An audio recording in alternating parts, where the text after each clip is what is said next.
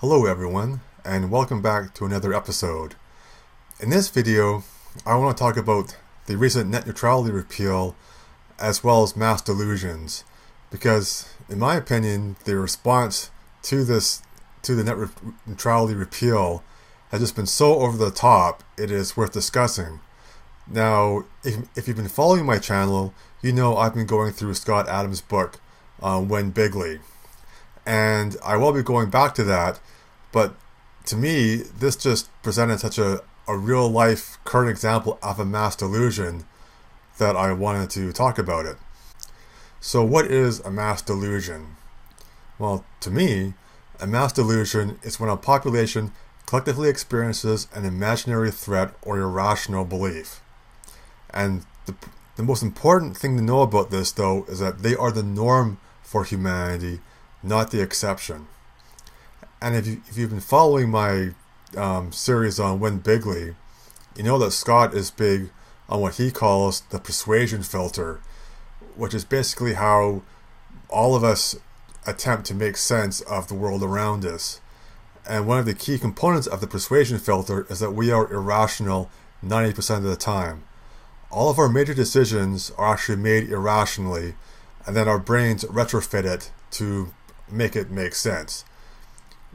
The only rational decisions we make involve absolutely trivial things like filling up your car or paying your bills, and it's really quite insignificant. So some examples of mass delusions that people experience throughout history, one of them, very famous one, is the Salem witch trials. And in this case, 4 girls just started to have fits, and no one could really figure out why this was happening. There were spasms and vomiting, and today people think it might have been a fungus that was common in that area that may have caused this, but at that time they didn't know. And then some idiot suggested that, oh, maybe it's witchcraft. And when you put on the witchcraft filter, you start seeing a lot of witches very quickly. And what occurred in this case is, I believe 19 women were actually hanged as being witches before it kind of petered out. And all mass delusions do end at some point. It's just a question of when. Another famous one is the Orson Welles radio broadcast of War of the Worlds. And although it may not be a mass delusion for the reason you think it is. Now, what basically happened is Orson Welles put on a radio broadcast for War of the Worlds, and a few people thought it was actually real, and that we were actually being invaded by Mars. Now, the real hysteria concerning this event was actually quite small, and it was very local, and it wasn't really a big deal. But eventually, it's just such an amazing story, and this idea of people believing that we're actually being invaded by Mars kind of took on a life of its own. And that's why even today we have a mass delusion where people thought it happened on a national scale. And I have a global scale here, but people do know it globally, though. But people still kind of believe that, oh, it happened nationwide in America, and that just wasn't the case. Another mass delusion I kind of came across was the Edison star in 1897. And what happened here was people across America thought they saw a device that would reflect sunlight from one coast to another. And they thought like that Thomas Edison, the great inventor, had invented this. It turns out it was totally false. Although this delusion lasted 2 months. And the only truth of it was that Thomas Edison was experimenting with balloons of various kinds, for the purposes of radio transmission, but he never put up any massive balloon to reflect sunlight in this way.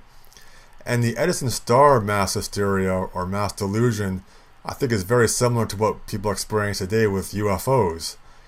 I've seen examples where people from PsyCop, the people who kind of investigate the paranormal and UFOs, you can go on a radio station and say, oh, I know I saw this strange object, blah, blah, blah, at this time. Did anybody else see it? And even though that's totally made up, people will imagine that's true and start phoning in.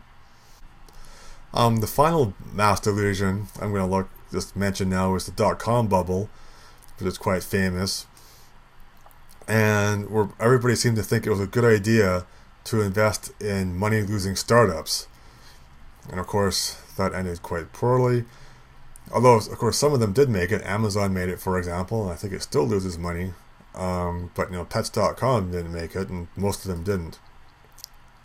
The dot-com bubble was actually very similar to tulip mania in Holland, where basically tulips were introduced for the first time in Holland. People liked them a lot. And then before you know it, people started bidding up the price of tulip bulbs. And it got to the point, I think, where one tulip bulb went for more than 40 times the average wage at that time. It's kind of considered one of the first bubbles in economic history. But of course, it crashed, as the dot-com bubble did, and all these other delusions did. Now, one aspect of this mass delusion that we're experiencing now with regards to net neutrality is that a lot of people out there seem to be convinced that with net neutrality repealed, they're now going to be charged for everything, thereby destroying the internet as we know it. So we have this one person here with a bill for clicking and scrolling. There's another one saying that if you want to access Snapchat, you're going to be charged an extra $5 a month. Down below here, Ian Michaels Chong retweeted this person that says, if we lose net neutrality, you can say goodbye to these jobs. YouTuber, streamer, movie stars, actors, singles will lose a lot of money. And you can say hello to more suicide rates, more bullying, having to book flights in store. So apparently you're not going to be able to book a flight over the internet anymore. Or you're going to the shopping stores now. You're not going to be able to order from Amazon. Or you're not going to be able to watch movies anymore. You're going to have to go to a movie theater. It is just crazy. Another person here says, picture this. It's 2018. I'm in college doing a research paper. I'm already paying an insane amount of money for tuition, but now I have to pay to search for sources. What a time to be alive. It's just insanity. And look down here at the bottom to internet star Amanda Cerny, very prominent YouTuber. Don't want to pay $9.99 for Instagram, $4.99 for Twitter, $8.99 for YouTube, save net neutrality. Now, once again, the net neutrality rules that they're talking about is just bringing things back to 2015. Seems to me that the internet was growing just fine up until 2015, and that none of this stuff was happening then, and it's not going to happen now. This is a delusion.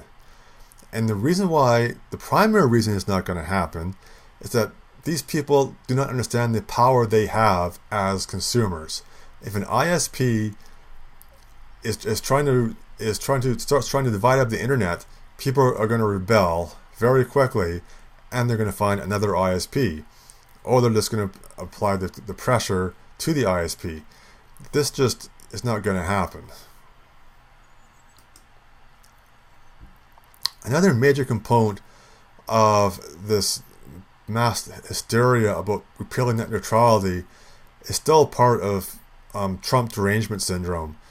When Trump was elected, and again, this is what Win Bigly is also largely about, I mean, half the country had its view of reality essentially shaken, and they still haven't come to terms with it, and they keep waiting for some horrible thing to happen. And that's why I initially had like the Trumpist Hitler was very popular among this group, but that faded away because it's ridiculous to think Donald Trump's Hitler.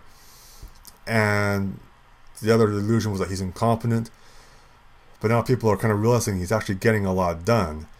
But I think this kind of just sprang up with the net neutrality repeal, and now people think that Donald Trump is going to ruin the internet.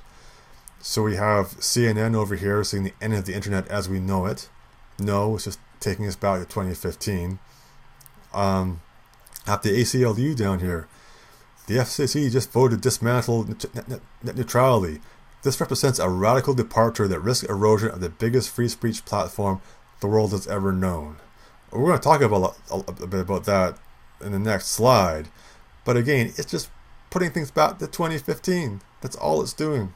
And the internet was not, I can say actually a lot more that's free speech has been attacked since 2015 in the form of the social media companies like Facebook, like YouTube, like Netflix, who are all strangely in favor of net neutrality. Oh, we have down here in the corner Bernie Sanders, the economic genius, who at one point was very big on Venezuela, among other things. But he says, this is an egregious attack on our democracy. The end of net neutrality protections means that the internet will be for sale to the highest bidder. When our democratic institutions are already in peril, we must do everything we can to stop this decision from taking effect. And again, that's just ludicrous. It's a delusion. It's a mass delusion. So, the bottom line and how this delusion is going to end. Earlier, I made a video on net neutrality where I tried to explain why it wasn't the fantastic thing that most people think it is, and why repealing it might actually be a good idea. And the main point right here is that here in this chart, we have an example, an outline of who's actually using all the bandwidth. And like it or not, I mean, the basic point of economics is that we live in a world of scarcity. And if we're going to start building up these networks, or the backbone, to handle more and more bandwidth, which is completely necessary when you start streaming all this video, and especially high fidelity video, over the internet, someone's going to have to pay for that. So what I suspect will happen is that ISPs, in order to upgrade their backbone, are going to might be able to charge Netflix and YouTube and a lot of some of these other companies some money to do that. But you, as a final consumer, are not going to see that. The internet's not going to be divided up. You're not going to be prevented from reaching the sites that you want to do. All that's going to happen is that the people who should be paying, or who are causing the requirement for the internet to be upgraded, are going to have to pay a little bit, potentially. And I have like zero problem with that if Netflix has to pony up some money, or YouTube, or Amazon Video, or Facebook. And yeah, so like this quote here that Mike Cernovich said, "You're all just mad to have to pay your fair share given bandwidth you use. This is all about money for you, net neutrality." And I think he's exactly right. But what do you think? Do you see this as being a mass delusion? Why or why not? To me, again, what I think is going to happen is that all these doom and gloom predictions are just not going to happen. The sun is going to rise tomorrow, and the internet is basically going to stay as it was and how people have been using it, except now some of these big multi-billion-dollar corporations like Netflix and Google may have to start ponying up a little bit to help improve the network, and because they're the ones who are using most of the resources, and I just see nothing wrong with that. So anyway, that's my take on it. I'm interested in hearing what you have to say. So that's it for now, and until next time.